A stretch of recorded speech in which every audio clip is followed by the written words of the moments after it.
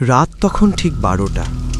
গরমে ঘুম আসছিল না, তাই বাসার ছাদে উঠলাম একটু বাতাস খাওয়ার জন্য। চারদিকে অদ্ভুত নীরবতা, দূরে কোথাও কুকুর ডাকছে, আর পাশের বাড়িগুলো একেবারে অন্ধকার। আমি ছাদের এক কোণায় দাঁড়িয়ে হঠাৎ খেয়াল করলাম ছাদের অন্য প্রান্তে কেউ দাঁড়িয়ে আছে।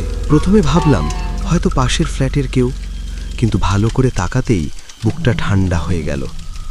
ওটা মানুষ না, লম্বা চুল মুখের উপর ঝুলে আছে, শরীরটা অস্বাভাবিকভাবে কুঁজো, আর সবচেয়ে ভয়ঙ্কর, ও দাঁড়িয়ে নেই, যেন মাটির একটু উপরে ভাসছে।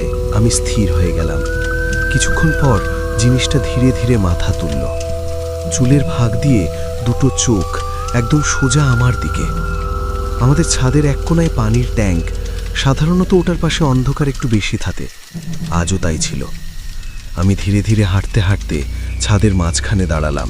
এই অনুভূতিটা এমন যেটা বোঝানো যায় না, যেন কেউ তাকিয়ে আছে। আমি ঘুরে ট্যাঙ্কের দিকে তাকালাম। অন্ধকারের ভেতর একটা হালকা নড়াচড়া। ভালো করে চোখ কুঁচকে তাকাতেই বুঝলাম এবার ওখানে কেউ বসে আছে, ট্যাঙ্কের পাশে দেয়ালের সাথে ঠ্যাস দিয়ে মাথা নিচু করে। আমার বুক ধক করে উঠল। সেটা যাই হোক না কেন, এক এক সময় এক একভাবে দেখা দিচ্ছে আমাকে। সাহস করে বললাম, কে ওখানে? কোনো উত্তর নেই, কিন্তু ধীরে ধীরে ওটার মাথা উঠতে শুরু করলো। আমি জমে গেলাম।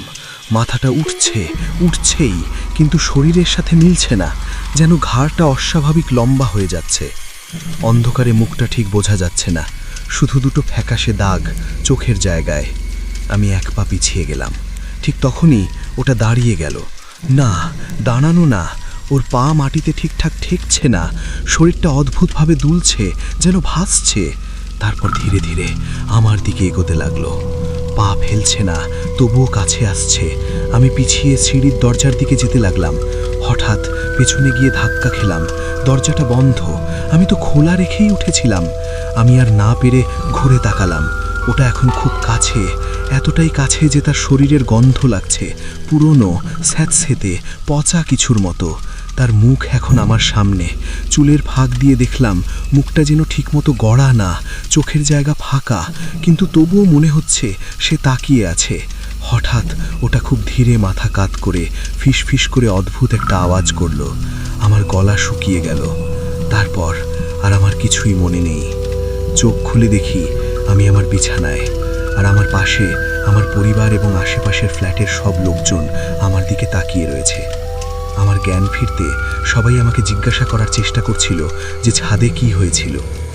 আমি কাঁপা কাঁপা গলায় বললাম, আমার কিছুই মনে নেই, তবে আমি খুব বাজে কিছু একটা ছাদে দেখেছি, আর ওটা মানুষ না। পরিবারের লোকজনের ভাষ্যমতে আমি ছাদে ওঠার আধ ঘন্টা যেতে না যেতেই বিশেষ প্রয়োজনে ঘর থেকে আমাকে ডাকাডাকি করা হয়, কিন্তু এসব আমি কিছুই শুনতে পাইনি। আর আমার বাবা আমাকে ডাকার জন্য ছাদে উঠে এলে দেখে আমি মাটিতে অজ্ঞান অবস্থায় উপুড় হয়ে পড়েছিলাম। তবে আমার সাথে এই আধ ঘন্টা সময়টাকে যা ঘটে গেল তা চিন্তা করলে এখনো ভয়ে আটকে উঠি। ভয় এতই পেয়েছি যে রাতে তো দূরের কথা, দিনের বেলাও আমি আমার ছাদে ওঠা বন্ধ করে দিয়েছি।